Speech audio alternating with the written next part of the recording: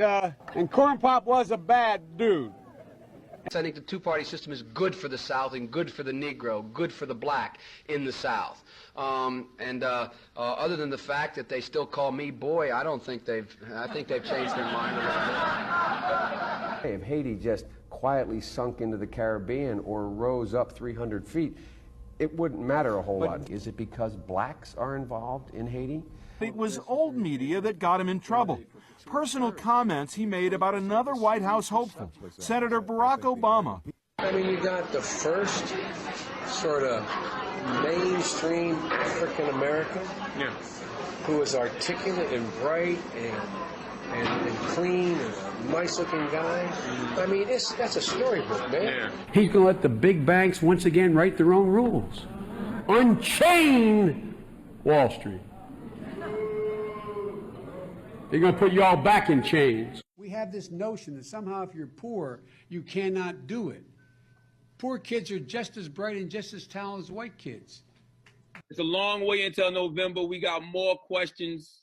You got more questions, but I tell you, if you have a problem figuring out whether you're for me or Trump, then you ain't black. It don't have nothing to do with Trump. It has to do with the fact I want something for my community. I would love to see. Take a look at my record, man. I have a record that is second to none. The NAACP has endorsed me every time I've run.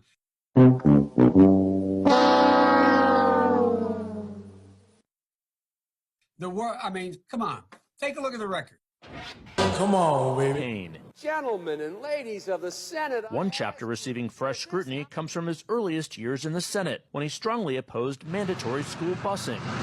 It was designed to achieve integration and a more equitable education. What's less known is how he followed the lead of some of the Senate's most fervent segregationists. In a series of never-before-published letters reviewed by CNN, the strength of Biden's opposition to busing comes into sharper focus. On March 25, 1977, Biden wrote, "My bill strikes at the heart of the injustice of court-ordered busing. It prohibits the federal courts from disrupting our educational system." Biden sought and received support from Mississippi Senator James Eastland, the Democratic chairman of the Judiciary Committee, and a leading symbol of Southern resistance to desegregation. He frequently spoke of blacks as, quote, an inferior race. Eastland and others were partners on several of Biden's anti-busing bills. On June 30th, 1977, Biden wrote, "Dear Mr. Chairman, I want you to know that I very much appreciate your help during this week's committee meeting in attempting to bring my anti-busing legislation to a vote." Then in 1978, Biden again asked Eastland to put his anti-busing bill before the full Senate, writing, "Your participation in floor debate would be well." 44 years in the Senate and then as vice president,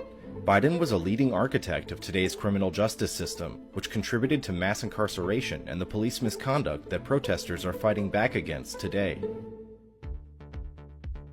Biden crime bill. The Biden crime bill. The Biden crime bill. Hell, we've had crime bills coming out our ears. Every major crime bill since 1976, every minor crime bill has had the name of the Democratic senator from the state of Delaware, Joe Biden.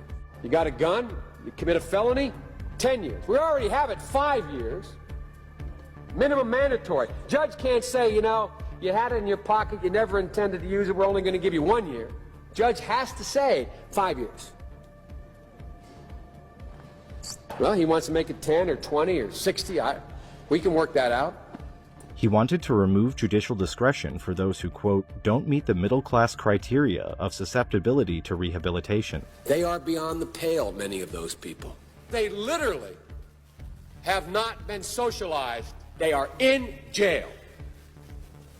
Away from my mother, your husband, our families. The Biden-Thurmond Violent Crime Control Act of 1991 would have increased the maximum sentence for 44 crimes to include the death penalty. A wag in the newspaper recently wrote, Biden has made it a death penalty offense for everything but jaywalking. I'm going to make it for 46 crimes. Biden says make it for 51. We're going to get tough. Then he presented the final version of the legislation. 60 new death penalties, brand new, 60. There are 70 additional enhancements of penalties, i.e., you go to jail longer. After his disastrous 1987 presidential campaign, Biden had staged his political comeback, in part by becoming a media darling on issues of policing and crime, and he led the fight to pass the landmark 1994 crime bill under Bill Clinton.